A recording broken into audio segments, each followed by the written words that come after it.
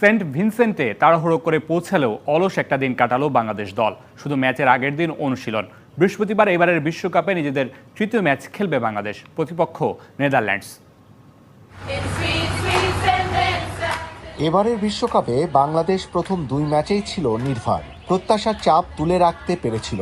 প্রথম ম্যাচের জয় দ্বিতীয় ম্যাচকে করে চাপমুক্ত।